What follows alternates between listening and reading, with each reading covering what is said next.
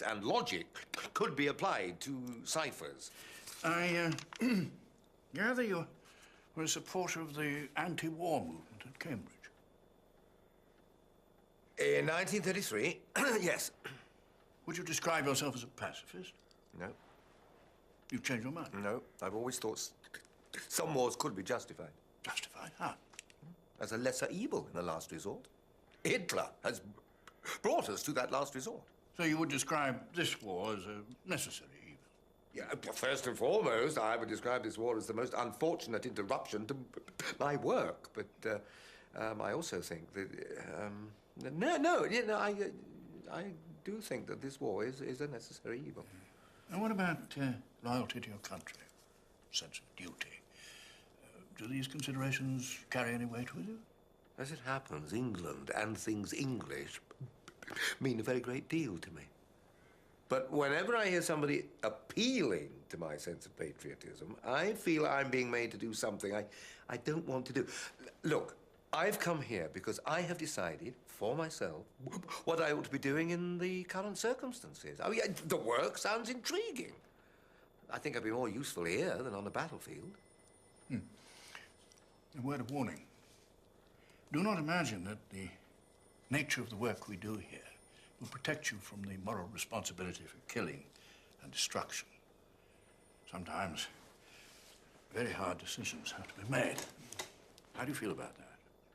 I have always been willing, indeed eager, to accept moral responsibility for what I do.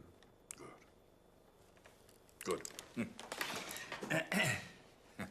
I've been furnished with some details of your work, Mr. Turing, most of which I have to tell you I find almost totally incomprehensible. Yes, it's hardly surprising. I used to be rather good at mathematics when I was younger, but this is, well, baffling. For instance, this thing here. On computable numbers with an application to the Entscheidung problem. You tell me something about it? Tell you what? Well, anything. A few words of explanation, in general terms. A few words of explanation? Yes. In general terms? If possible. It's about right and wrong. In general terms. It's a technical paper in mathematical logic, but it's also about the difficulty of telling right from wrong. See, people think that, well, most people think that in mathematics, we always know what is right and what is wrong. Not so. Not anymore. It's a problem that's occupied mathematicians for 40 or 50 years. I mean, how do you tell right from wrong? Yeah, Bertrand Russell's written an immense book on the subject, his Principia Mathematica. His idea was to break down all mathematical concepts and arguments into little pieces and then show that they could be derived from pure logic. Well, he didn't quite work out that way, and after many years of intensive work, I mean, all he was able to do was to show that it's terribly difficult to do anything of the kind. But it was an important book. Important and influential. It influenced both David Hilbert and Kurt Gödel.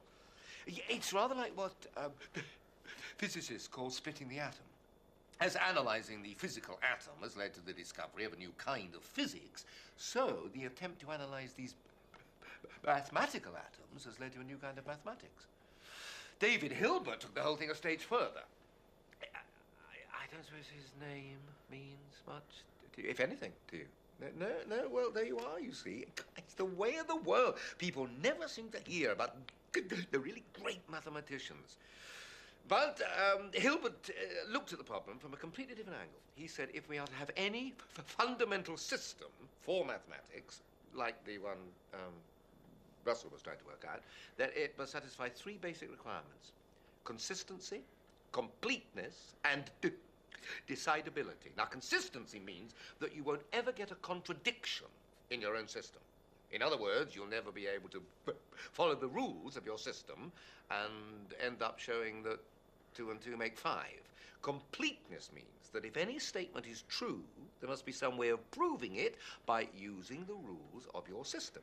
And Decidability means, well, decidability means that there must exist some method, some definite procedure or test which can be applied to any given mathematical assertion and which will decide whether or not that assertion is provable. Now, Hilbert thought this a perfectly reasonable set of requirements to impose, but within a few years, Kurt Gödel showed that no system for mathematics could be both consistent and complete. And he did this by constructing a mathematical assertion which said, in effect, this assertion cannot be proved. Classic paradox. This assertion cannot be proved. Well, either it can or it can't. If it can be proved, we have a contradiction. And the system is inconsistent. If it cannot be proved, then the assertion is true. But it can't be proved, which means the system is incomplete. Thus, mathematics is either inconsistent or it's incomplete. It's a beautiful theorem. It's quite beautiful. I think Gödel's theorem is the most beautiful thing I know. But the question of decidability was still unsettled. Now, Hilbert, as I said, had thought that there should be one single, clearly defined method for deciding whether or not mathematical assertions were provable. The decision problem, he called it. The Entscheidungsproblem. Now, in my book on computable numbers, I wanted to show that no one method can work for all questions.